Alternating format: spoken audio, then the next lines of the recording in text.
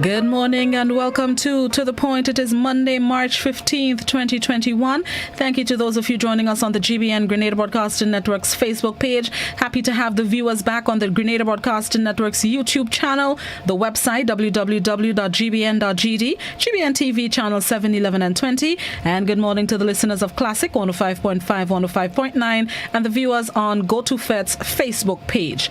Thank you so much for joining us on To The Point this morning. My virtual guest this morning, we'll be talking about tsunami awareness. I have the Public Relations Office of the National Disaster Management Agency, NADMA, Ms. Oslin Crosby, and forecaster Gerard Tamer. Good morning, ladies and gentlemen.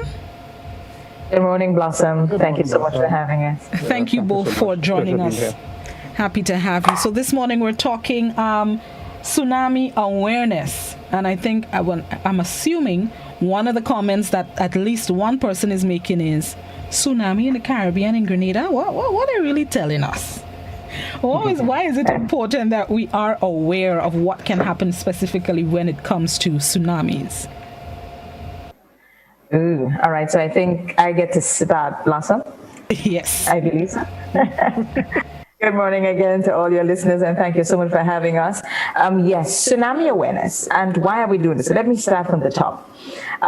What we have been doing at the agency, over the years, we've had this plan in place where every month we assign a hazard that we will be focusing on, where we will be sharing information on that hazard every month. So the month of February, I remember you accommodated us, and I must say thank you for that too, when we had the fire department on sharing important information on fire, which is also another hazard. This month, the month of March, it's tsunamis. And some people may ask, why tsunamis? The Caribbean, we have never really had the experience that we can recount. The last time we had a tsunami, a real tsunami in the Caribbean, was in the 1800s. So all these people would have already died. So we know there's no one alive to share the experience.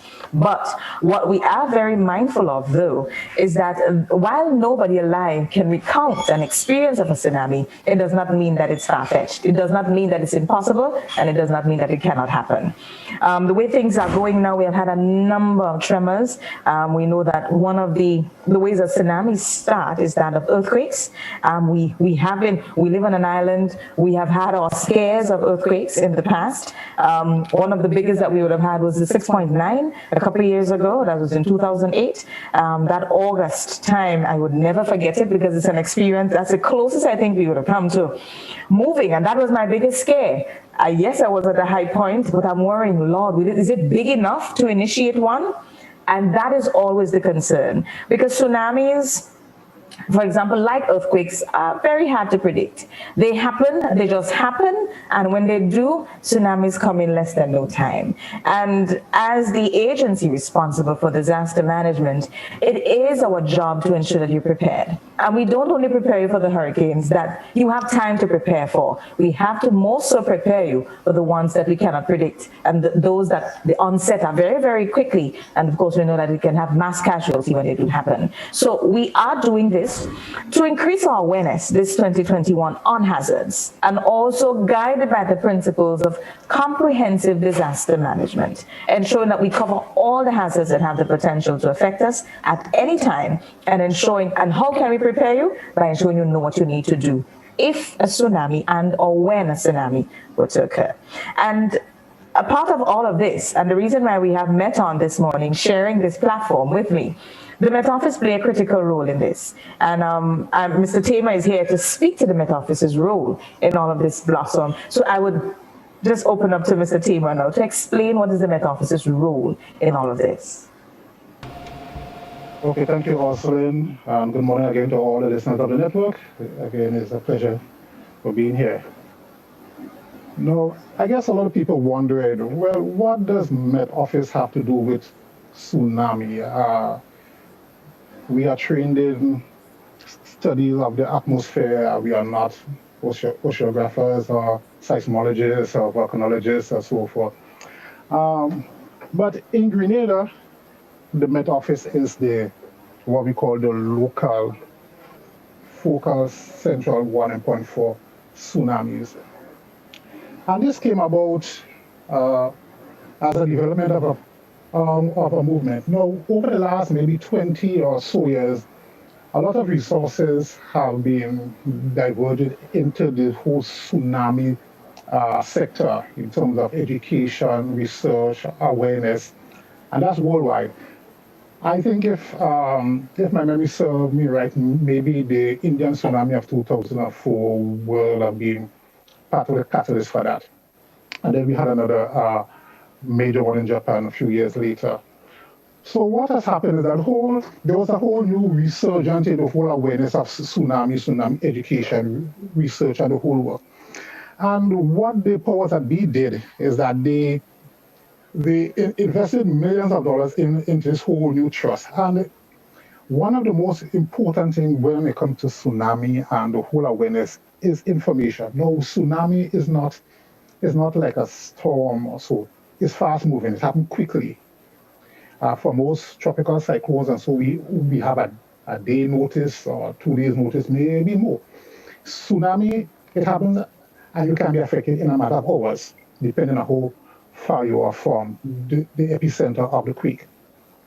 So what that whole movement did is that they piggybacked on the communication system that the whole meteorological community has in place. Now, you may be aware that the whole meteorological community worldwide have a very comprehensive network, communication network, because we share information almost in real time, hourly, monthly, daily. So instead of going and investing in a whole new communication system, the powers that be came together and decided to share that resource. So right now, the whole tsunami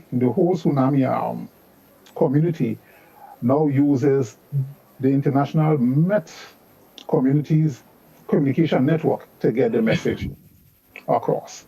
Okay, so that is how we are involved, and in Grenada, we are the one and focal point. So in the event that there is a tsunami in our region, the message will come to our office first, okay?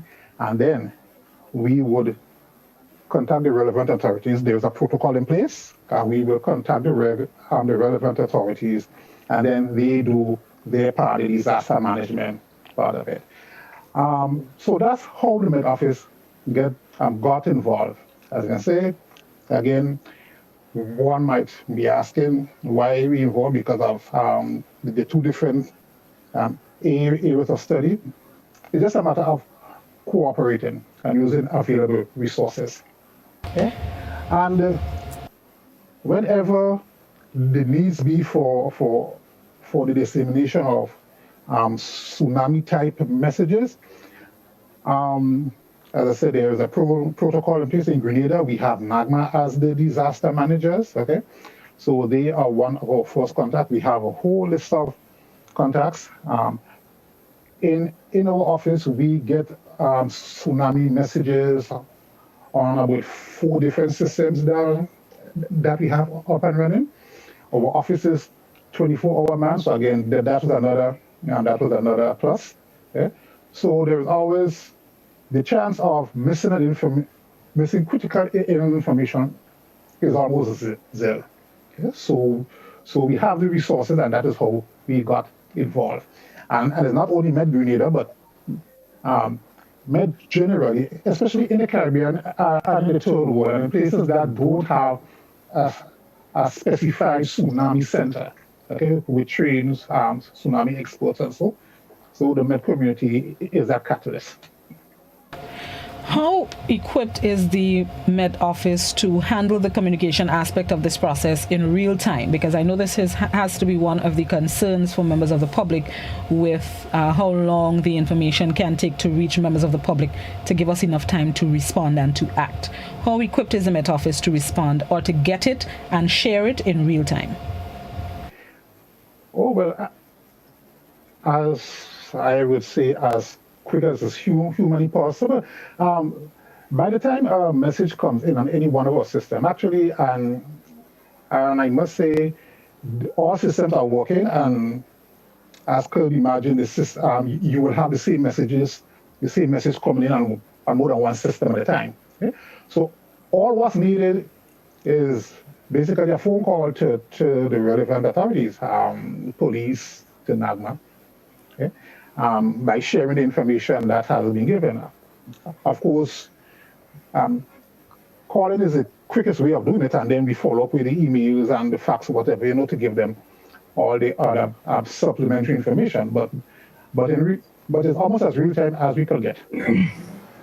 And Ozin, from NADMA's point of view, because that has been, and I know you've been privy to some of the backlash that the members of the public have given to NADMA in relation to communication and how soon it is disseminated to the public. How would NADMA be working on that to ensure that the information is given to the public in a timely manner? Yes, and that is very important, because unlike a hurricane where we have days, we have only, in that case, just a couple of minutes to get it out. And it also speaks to what I was going to next, in that of the Caribbean Wave exercise that was held last Thursday. It is the purpose of it. It is to test our standard operating procedure, so our protocol that was established to respond to tsunamis. Everything with tsunamis is about time. Every single thing about tsunami and tsunami response is time. So what happens, according to the protocol, when the message comes from the PWTC, the Pacific PTWC, the Pacific Tsunami Warning Center, and it's sent to the Met Office, which is our warning focal point. It is interpreted, that message is sent out immediately. Who does it go to? From Met Office would send, so it's almost simultaneous, email and a telephone call. It goes to the police radio room, and it also comes simultaneously to NADMA. From there, it means that the police radio room will then disseminate that information to all police stations throughout the island. And their alerting system, one of our alerting systems for tsunamis is that of the sirens of our police stations. Another one that forms part of it is that of the church bells. In Karaku, we also have those on Piti Martinique. I was about to identify, is that of a horn. Because Piti Martinique is so small, you get to that highest point in Piti Martinique, and there's somebody there that will get up to that highest point in a very short space of time and blow that horn. And people know that that is what it's alerting them, because you would not hear it on any other time. It is a traditional method that we always try to highlight that we use on Piti Martinique. So in Grenada, our alerting systems are sirens and fire trucks. Our church bells, we know that our church bells only ring, in St. George's we have it every hour, but in the outer parishes, only when you have service you would hear it. So out of the way you hear the bell, then you know something is not right. The amateur radio operators would also get that message, and that message now emanates from NADMA. So our district community program officers and teams will be activated. It is a simultaneous action that happens and must happen. We know that within humans, there's always that time lapse. We don't have it in this case. We have to work as quickly as we possibly can. Our fisher folks have to be alerted, because remember, they're out at sea, they are on the bay. Our schools that are within the areas, we have to get it up. What is our ideal situation? Our ideal alerting system is that of having one of those really, really loud automated horns, as in Japan, and I know the BVI also have one where it triggers, the earthquake triggers it, so you don't even have to go and set it off. Depending on the magnitude of the quake, it will go off. It will go off, alerting you that a tsunami is coming. We don't have it here. It is where that is where we are going. That is where our plans will take us, but we are not there yet. In the meantime, we have to work with what we do have. So, Met, police, NADMA to everybody else. Email, telephone call. The sirens from the trucks and it has to move. It must move within our communities. So all our police stations are alerted, our health centers. And if we were to pay attention, let us look in our towns. Almost all of our police stations are within the hazard zone when it concerns tsunamis. And it is a concern, because it therefore means that our first responders are also within the hazard zone and in the same danger as the ordinary people that they would have to assist.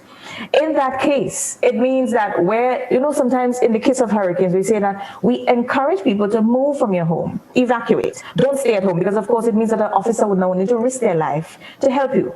In the case of a tsunami, our officers would need to assist those that cannot get out and also get themselves out of harm's way in a very short space of time. So what does that tell us? What does it tell us? And that's the reason why we always say you don't wait for the alert. You feel a quake, it is that heavy enough for you to notice it, move. Don't even wait for the alert to come. Don't wait for it to come.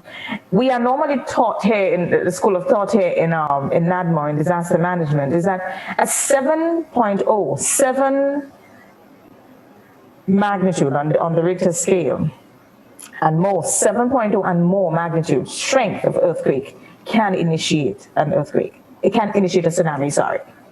So we don't want you to wait. You feel it, you feel, normally you feel, you hear, you see, you move. But Mr. Tamer would add the technical part to that, because I know it also works with depth.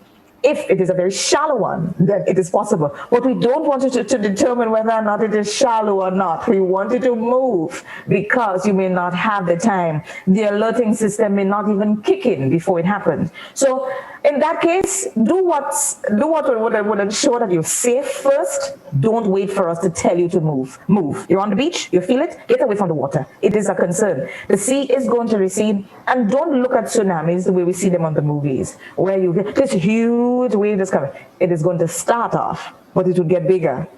It's a progressive thing. But remember, you don't stand up there in awe and look at what's happening. Get out of its way, because it would not tell you that it's coming. The song that would signal a tsunami is coming. Like you said, it's not something that we've heard before, so we'll know when it is the tsunami warning. But for some of us, we've never heard it before, so we won't know that's the song we're waiting on to signal the tsunami. How would we know that's the tsunami warning song? That is the part, Blossom, that becomes our challenge. And that is why I'm saying our ideal situation is that we have the automated system where we can alert you, that horn only goes off when it's a tsunami warning. We don't have that yet. We don't have it. The sirens go off almost all day. The ambulance is passing, the fire truck may be responding to a system, the police may be attending to an emergency. Yes, it is the same sound. What we were trying to establish with our fire stations is whether or not there was a unique sound that we can use. Yes, we are still working at that, but we know that even though we may not have what we are desirous of having, we have to work with what we do have, right? So we are working with what we do have. And Blossom, in all of that, the media would also play a part in all of this. It means that the call has to get to you too. And it would form part of the discussions that we would have shared in the past, in that of the CAP system. It is an automated system that intercepts everything that we're doing. So let's say there's an emergency now. There's a huge earthquake, and a tsunami warning has been issued.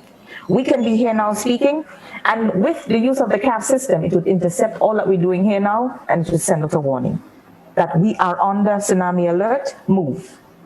It would come to your phones, it would come to the radio stations, and that is something that we are working on, hoping that we can achieve, especially as it relates to our tsunami alerting system.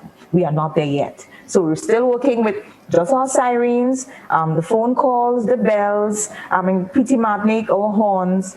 That is what we're working with. And of course, that thing called word of mouth. So the most important message as it relates to tsunami awareness here in Grenada is that you feel it, you have become disoriented. Please don't wait. Don't wait, don't wait. And it's the same thing we want our parents. I am a parent, and I'm very concerned when it comes to the hazard that we cannot predict. I am here now speaking to you at NADMA, Blossom. My children are at school, they're at daycare, they're everywhere. My parents are elsewhere. Everybody are on their duties today.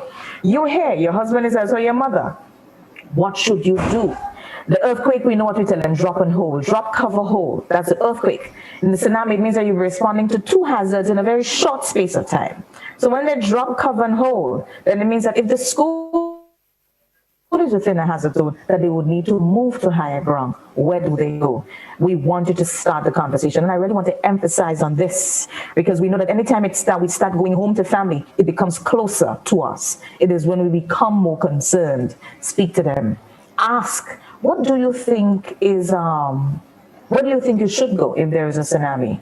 And it is one of the things that we continue to repeat and share through our Caribbean Wave exercise. And we continue to do the drills in our schools, because you know that is where we have our mass population, our little ones that are vulnerable. They should know where to go, what to do, to ensure that after the hazard, that we not be speaking about them and nobody would be in pain. Rather, we can say that I've taught them well, and they're around. We want to count them, not count them as the number of casualties. You alluded to the Carib Wave exercise last week. What would you say has been the biggest lesson or the thing that the exercise showed NADMA in terms of our response and what may be missing in responding to tsunami and tsunami warnings? We continue our assessment from that. Our evaluators are now compiling their report from the exercise. But what I will tell you is, and what continues to be a concern, which is one of the things that we would have highlighted here this morning, Blossom, is that of communication. How quickly the information get to the people so that they can respond. And it is one of the reasons why we do the exercise. But while, yes, evacuation is a critical part, communication is even more key. In the past, we would have sent, we test communication, we test evacuation, and of course it is for awareness. That's 3 pillars on which Caribbean Wave exercise is done every year. And also so the awareness would educate people on who plays what and what is your role in the process. But for us, it has a lot more to do with how quickly information move from our focal point to the people who need the information so that it can initiate action. And we continue to grapple with that. As you would have questioned about the alerting systems that everybody's so familiar with. You may hate and you may not bother. And the fact that it is a relatively new hazard as it relates to an experience, it therefore means that curiosity will be more on what's happening rather than responding and moving away from it. And it is always our concern, and that's the reason why we continue to do these programs, and we continue to be very grateful that the media houses continue to facilitate us in sharing the message that we need to get out there, that it's important that you know what you should do if there is a tsunami. And while we're on this note, I want to encourage people. Yes, we have the exercises. Yes, we identify areas where our schools and so on, the people who's participating in evacuation would go. But you may be very, very far away from that area, which is considered the highest point. You may be very, very far away. So what we encourage you to do is identify the highest point from wherever you are at. You may be in the town of St. George. What do you think is the highest point? You would definitely have to make that run up Market Hill. You would have to get up to that point by Convent. It is the area that we would have identified in St. George's as one of your highest points. You may be in Grand Dance. Where do you go? On the beach. You may be in BBC. Where do you go? So everywhere you go, disaster management it's something that we all do. It is something that we do it every day. But we just want you to be more conscious of it. So you don't only think of it when it happens. Always have it at the back of your head. When we're sitting at home, we're cooking every day. We should not only think that a fire could happen when the fire has started. We should always know that the possibility exists because we have elements in there that can ignite a fire. Yes, when the hurricane season starts, we know that the possibility exists that we can be touched this season with a system. What do? Do we sit down and wait until we go under a watch, or there's a system coming our way before we start moving? No, we're about to enter dry season, deep dry season. Do we wait until the water go first and say we don't have water and we want to fill up our buckets? No, we don't. Preparedness is key, and it has to happen before. We need to be mindful of the hazards that can affect us, and we prepare so that at the end of the day, we are not impacted. Yes, you cannot control it from happening. What you can do, though, is control how hard it impacts us. Mr. Timmer, the equipment at the Met Office, are there pieces that are missing or pieces that you're hoping that the office can acquire to better or to advance its system that can receive the information and then furthermore share the information? Is there anything that can be done, should be done for the Met Office's equipment, communication equipment?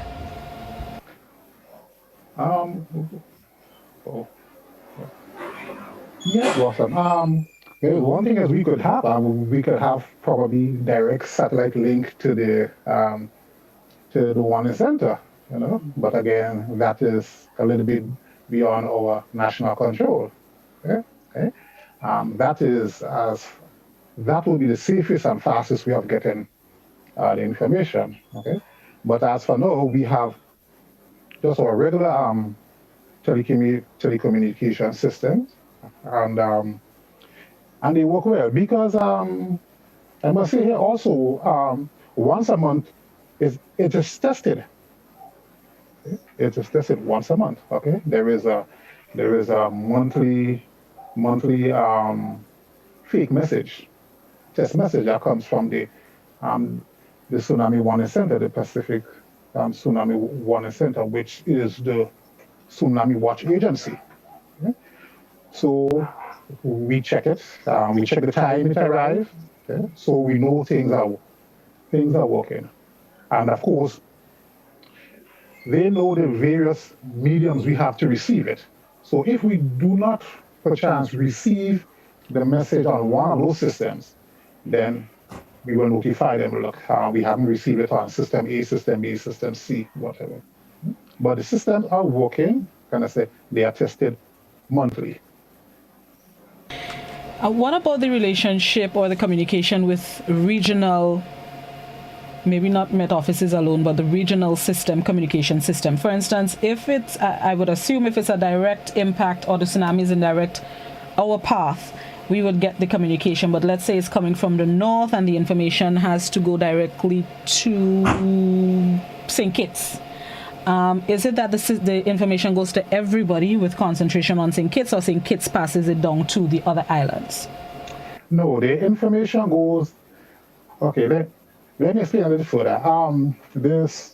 When an earthquake of a particular magnitude occurred, okay, and there is a possible threat of tsunami, the Tsunami Warning Center sends out what we call information statement, saying that an earthquake of magnitude 6.5, 7.0, whatever, occurred at X time, location, longitude, latitude, and it gives the depth of the quake, okay, the epicenter, okay, and it will tell you maybe tsunami possible at first, okay?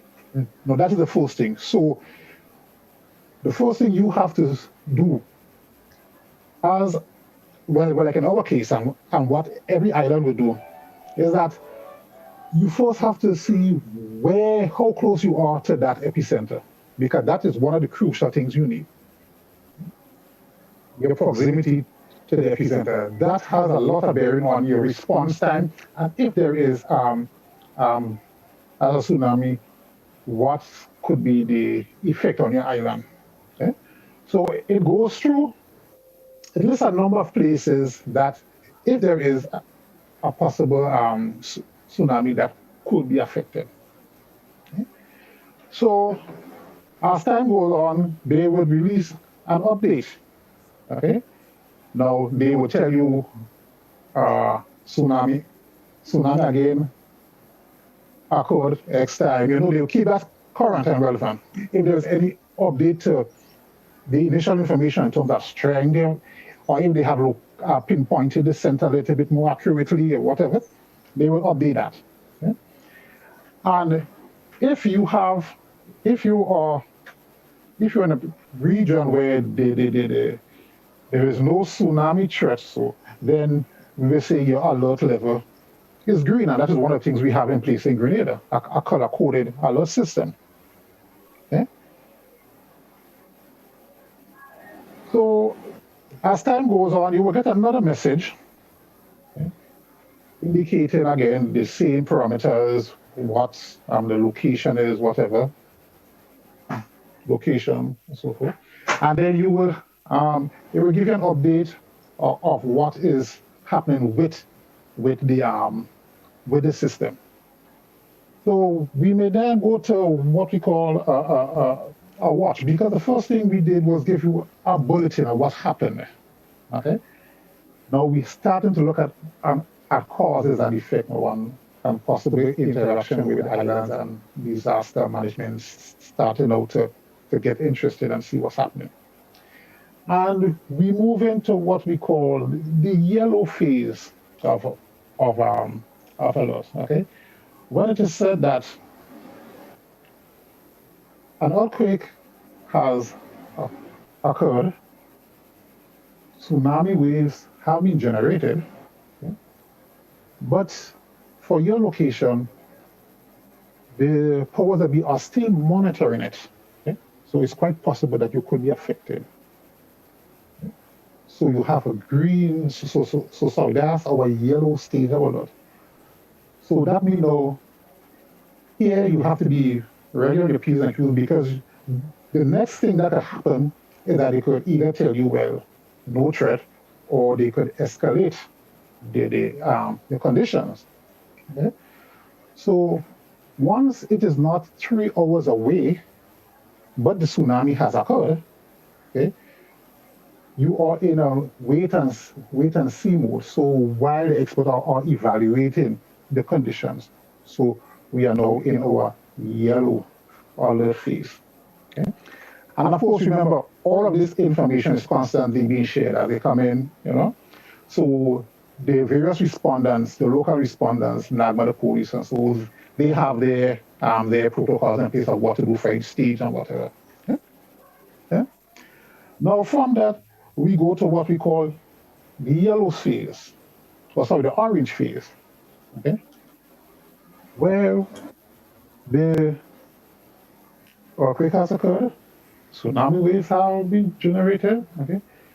You ought to be affected, but affected in a manner where you do not expect any coastal flooding, okay? That means you don't expect the waves to come washing onto your shore. But there could be consequences for marinas, strong currents, so you would be asking people like the sea bathers, mariners, to get out of the water, and those sort of precaution. But at this stage, you are not expecting any coastal flooding. Okay? And then, of course, from that, we go into our final stage, which is a red alert, okay? Where we know the waves are coming, okay? And we expect, of course, coastal flooding. And so at that time, is the system is like what, as Arthur said, put on and run. Okay, that's the red stage, the red alert stage. You have no time. You have to react at that time. Okay, so it is quite possible that, based on your location from the epicenter of the creek, you might go through all of these phases. And it is quite possible you will just have to go to the red alert, because you cannot tell where the epicenter would occur. So that is why, again, it is so important that you have all your plans in place so that you can move at a moment's notice. Okay, so we go to all of these phases. Okay, so remember, first we start off issuing you with a tsunami bulletin, which tell you what happened. A tsunami has happened, location X degrees north, X degrees west, east, or whatever, the depth of it. Okay? Green alert. Okay? Then again, you go to the next stage, which is actually the watch stage, which is the yellow stage. Okay?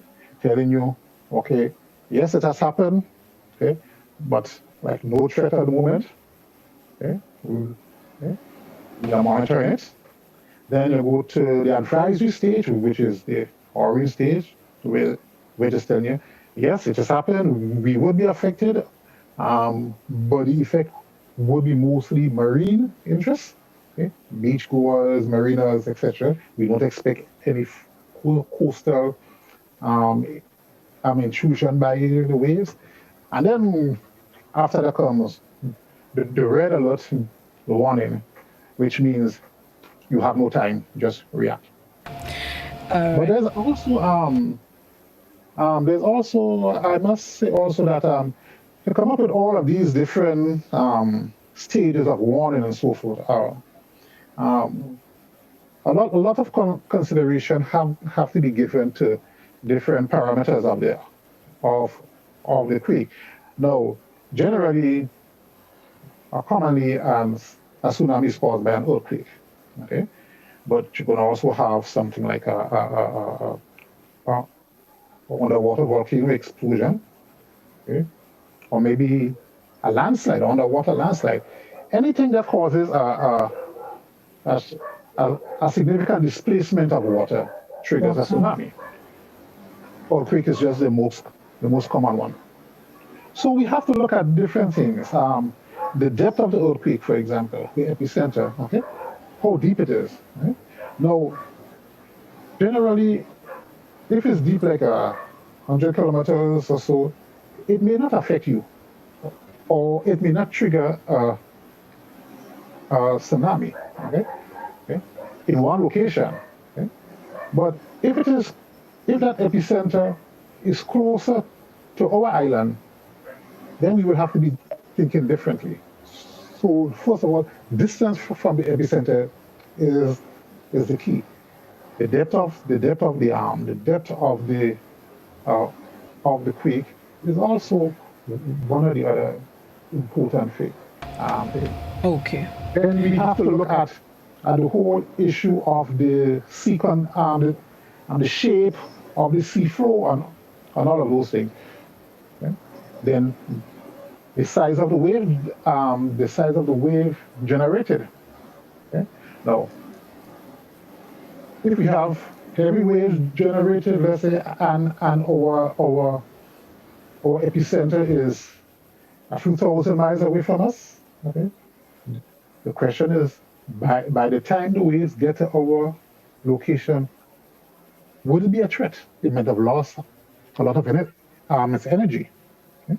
But an epicenter closer to us with much smaller waves can do much more damage. So there are a lot of different parameters that we have to look at before issuing all of these bulletins. And we have guidelines so we can go through them very quickly and then make the relevant calls.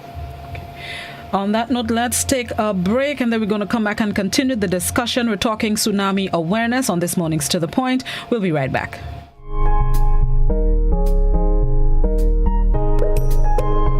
We understand it can be hard getting from the bus terminal to the Kirani James Athletic Stadium just to get your fresh fruits and veggies. But guess what? Your troubles are over. Enjoy a free bus shuttle from the bus terminal to the temporary market at the Kirani James Stadium every Friday and Saturday until the end of March. Let us buy local, eat local, and support our local market vendors.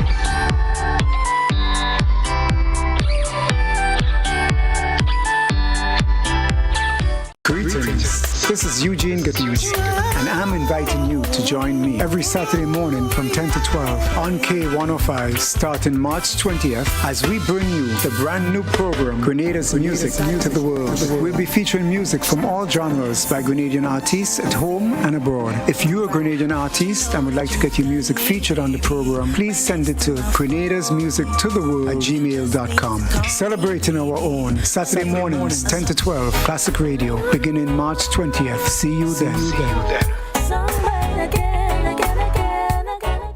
Feel good tax. Remember, if you have flu symptoms, do the right thing and stay at home to avoid giving it to others. Remember, you can be infectious up to a week after developing symptoms, so rest up and take it easy.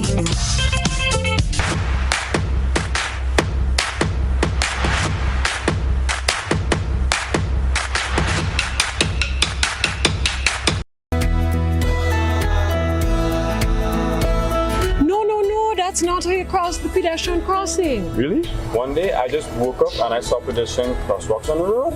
No one really showed me how to use them properly. Well, this is how it's done. You never cross before doing these things. They might save your life. First, when you get to the crosswalk, you stop. You look left.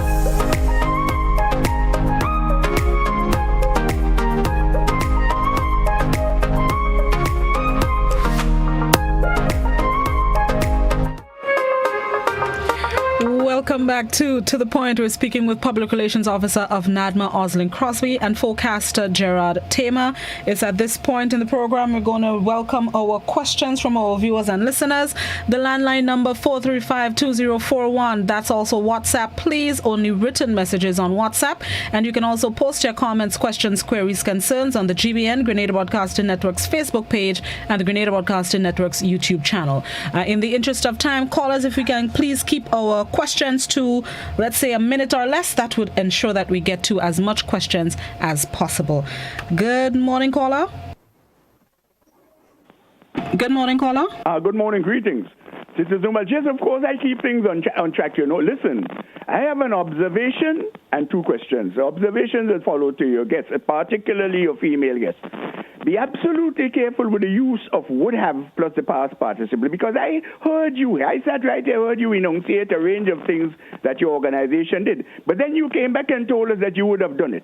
I urge you to pay attention to the tenses and and what is known as the conditional clauses in the English language, because some of us learned differently. Question one. Listen, can you give us a view or a rundown on the word tsunami, the language, and where it originated, the name, and what it really means in English? I think that'd be interesting. 3, another question. I lost track of things. But anyway, I'll probably come back. So far.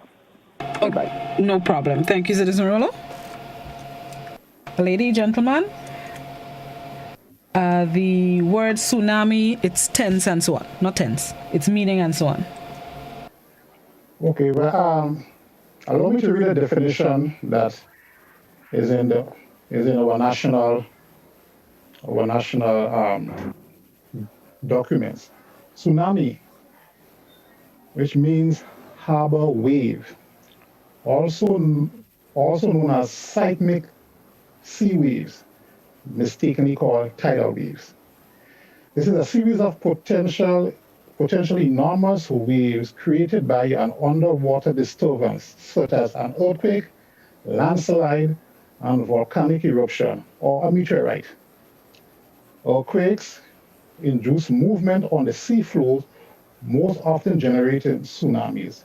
If a major earthquake or landslide occur close to shore, the first wave in a series could reach the beach in a matter of minutes, even before a warning is issued.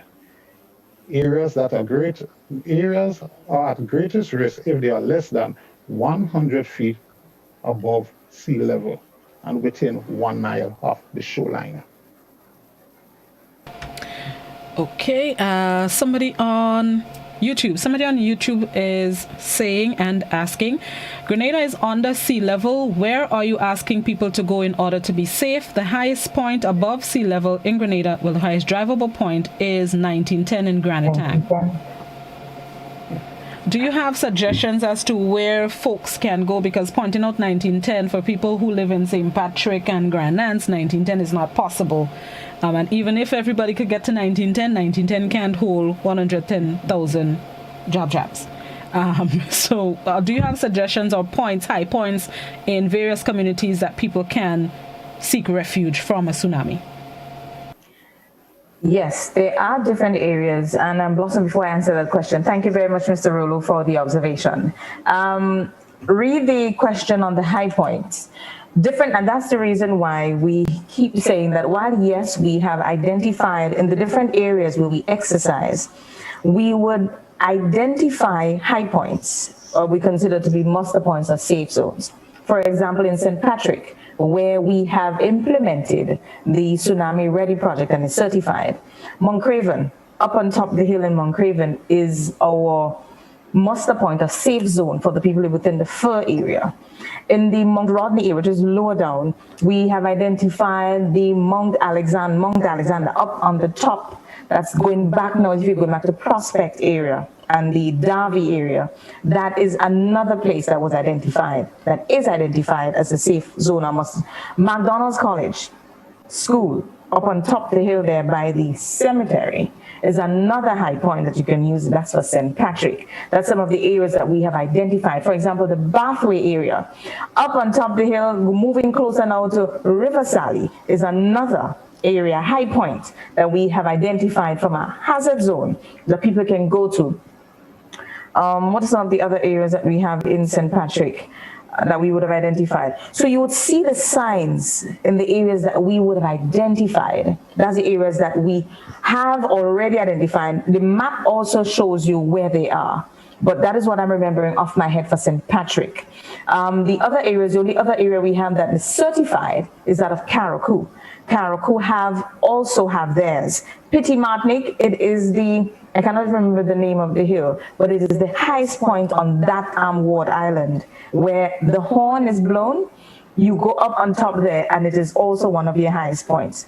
In Carriacou is not well, I can remember the hospital because we went up there too, which is one of our safe zones and on the Sister Isle. So if you're in the Belle area, you would actually stay at that point because Belle is a high point in Carriacou, and you would see the waves. So you wouldn't necessarily have to move, but the people in Hillsborough and so would have to move up to the high points. I don't want to use names for Carriacou because I know I'm not very familiar with that part. In Victoria, where we just exercised last Thursday, for the children, for the school, Bonaire Government, and the School for Special Education, the preschool, and the residents of Bonaire, we have identified Bonjour up on top of the hill there. It is a high point, very high. You up there, you'll see that's Victoria. For the town of Victoria, the New Gardens and Coast Guard areas would be your safe points. For example, one of our challenges in Victoria would have been the police station. The police station is like in the middle of the town. If we ask our police officers to run up Queen Street and go up to Coast Guard, the water would meet them because they're running across the hazard, which is a no-no. So you have to get them to run up to Diamond Street and then go up to New Gardens, which would take them up to Coast Guard, which is a high point. So that is why we say that while we identify areas in the different parishes where you can go, still, we would have identified that place, because how do we do it? How do we identify this? We usually conduct consultation with the community, because we may see one, but living in the area, you would have a better idea as to what the landscape is like, and what may be your highest point and closest to you that you can get to and get away from the hazard. So that's St. Mark. In St. John, the town of Gulf, the Hills View area, which is up by the home. Hills Views or the fish market where we would have identified. Dr. Bell is another high point. Behind St. Rose Modern Secondary School, that is where we had most of our schools going last Thursday. So St. Rose Modern Secondary was there. We had the St. John's Anglican School there, the the daycare center. We had the police going there, and also a health center. So for the people in the parish of St. John, in the town Wharf, if that were to happen, you go up to that point. Remember, what we want you to be mindful of is that while you may be running from the sea, the rivers are a hazard. Because remember, the sea water would use any access point to come inland, and the river is going to be that access point for you. So for the children in the RC school, where they would have to cross the bridge to get to behind St. Rose Modern, we don't use St. Rose Modern Secondary School for their muster point. They had to go up to Central. So we wanted to be mindful of that too. So while yes, you may be running away from the sea, if there is a river close to you, it becomes an additional challenge, a hazard for you. So yes, there are different areas. So that is what and that is when we explain to you that we want you to be mindful of your surrounding, the highest point, so where you live. Yes, we know 1910 is the highest, but at that time, you would not be able to run all the way to 1910 from St. Patrick, or not even from St. George's. You would try to get away from the hazard, identify your high points. For example, we are up at Fort Frederick. If there is a tsunami, we would stay up here and see what's going on at the bottom. But as we advise, you're in Tantine area, so you know you move away from that point. You come up the lane, get yourself up to this point, but always run away from the hazard and not across it. What is the distinct difference between a tidal wave and a tsunami?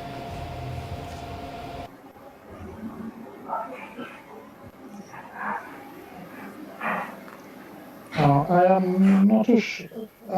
Let me just say, the tsunami, as we go by the definition we have, of course, is a wave caused by undersea displacement. Okay.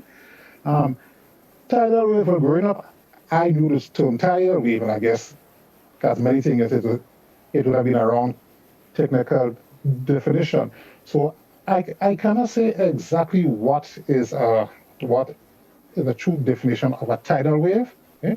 But for sure, from the working documents we have and what we live by, a tidal wave is not the correct name for a tsunami. Good morning, caller. Yes, it is well. With your permission, once more, your indulgences. My final question is as follows. I've been listening quite attentively and so on, and I have not heard mention at all, quote unquote, the Seismic Research Center based in Trinidad and Tobago. Can you give the nation an idea of how this agency feeds into what can be considered the vigilance and monitoring of the systems, the advisory and warning for, activities, and also the initial stages of dissemination of information, the Seismic Research Center? How does that tie in to the tsunami warning system? Thank you very much and have a nice day, will you? Thank you, Citizen Rolla. Satima? Okay, well, that agency, Mr. Rolo, monitor seismic activity in our region. Okay, of course we are very familiar with the work with Kick and Jimmy and so forth. Okay, but they do not issue warnings on tsunami. Okay, that is a special area, a special service done by another agency. So in our region, the seismic unit monitors and issues all the advisories on seismic activity and so forth. Okay? Those seismic activity may trigger a tsunami. Once a tsunami is generated, it's a different set of operations, and then another agency. That's why the PWTC picks it up and works with it. There are inquiries also on Facebook and WhatsApp about the dissemination of the information and access to this information. Telling us here this morning is one thing, but having the ability to always click in and refresh my memory is another. How can we make this information available in terms of the high points that we can go to? Somebody was asking about the different stages of notification and so that we can be aware of what they mean. How can we make that accessible? What I am going to do, Blossom, as part of tsunami awareness and this month's awareness on the hazard, is that we have to produce some material. So that's the form of PSAs, and we know that is how we learn best, through repetition. Also, some more activity on our Facebook page. So do them in the form more creative pieces through our flyers and so that we can post them, and they would always be there. So you would not only look for them now in the month of March when we are doing tsunami awareness, they would always be available and also on our website. So it's going to be a continuous process, comprehensive disaster management. So while yes, we may focus on a hazard per month, we know that we have to continue to share, especially in the areas where we have already certified as tsunami ready. It is our plan from the agency's end this year to be able to highlight some of the safe zones, what the arrows and so that you would see in the parish, what it mean, where they would lead you to, and of course how you can use that information. Just in case you're in St. Patrick or you're in Karakou or another part of the island and we might be affected by a tsunami, that you are aware as to what you should do and where you should go. What role does our telecommunication companies play in alerting the masses? I am happy that you asked that question, and I should have spoken to that earlier, because I know a number of people would have received messages on their phones last Thursday speaking to the Caribbean Wave Exercise 2021, and that if you feel, hear, or see, that you don't wait, that you move. Tsunamis can happen at any time, and it's important that we prepare. Just that, they are also a part of our alerting system. But we are aware of the limitations within the system. Sometimes you send a message, some people get it at the same time, and others get it a couple hours after, especially the SMS. And we know that it's not a very reliable source of getting a warning. So while, yes, we use it as a backup, it also forms part of our alerting system. And that's the reason why last week they sent out that message on the day when we exercised for Caribbean Wave 2021. So they do form part of it. The thing is, though, you may get the message and you may think it's just Floor Digital trying to bother you with one of their promotions, and you don't check the phone. It means that you missed the message. So we must have redundancies in the system. And that's the reason why our media comes into play. The sirens, the other alerting system forms part of that. So it forms part of the redundancy system and sharing the information when we do get it from the Met Office. Any final thoughts that you can share as we close this morning? Okay, well, I would just like to continue to urge the public, anytime there is any threat to the nation, to please listen to the official source of information. We can't stress that enough. We have our own challenges with social media. Some people may be just trying to be helpful, but creating an unnecessary panic and so forth. So I would just like to urge the nation to continue to listen to the official source of information in the event of any hazard. Also, I would just like to stick in here as part of the Worldwide Met community. Next Tuesday, the 23rd, we will celebrate World Met Day, the day of the World Meteorological Organization. So we will join our colleagues worldwide in acknowledging that day. We will have our own little in-house activity, and the media will be a part of it. So that's all for me. For me, Blossom, I just want to say thank you to all the listeners, the questions that were posed, and of course the observations too, as they will help us in the delivery of our message to the public. I want to remind people that tsunamis are serious, very, very serious. While we may not have anyone to share the experience of the hazard, it does not mean that it does not exist. Last week, Wednesday, marked 10 years of that devastating earthquake and tsunami in Japan. And the UN chief urged countries to make sure that we invest the funds necessary to prevent and manage disasters. In a solemn message of remembrance, in noting 18,400 people would have died, or some of them still unaccounted for, from that huge earthquake and tsunami years ago. It reminds us of the need to always be prepared. And one of the things that I must say that I can applaud our people for now is that we have become a lot more alert re-disasters and being safe, because COVID would have reminded us of it. The nature of how things are very, very uncertain, and the only way we can say for sure that we might make it out of it is that if we prepare. And we want to encourage the public. I think it's a good turn. It makes us, we are a lot more alert, we're mindful, we're conscious of it. It means, therefore, that we are heading in the right direction. We have a long way to go, but we continue every day that we make one step in that direction. It means that we get closer to our destination. So we encourage all to always be prepared.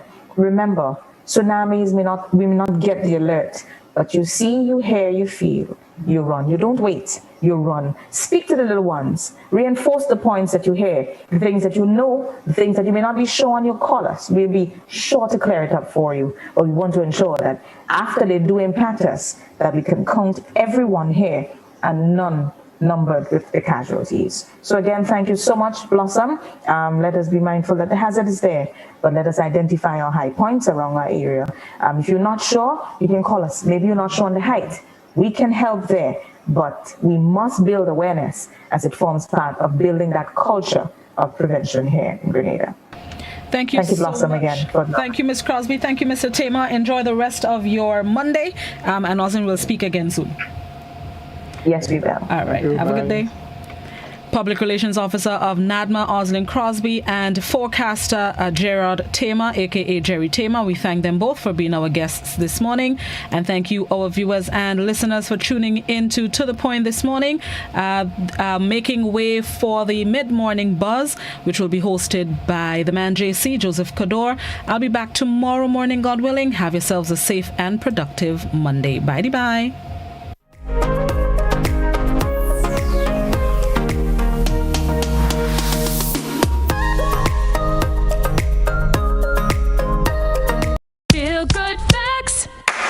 Help prevent cold and flu by washing your hands with soap and water for at least 20 seconds.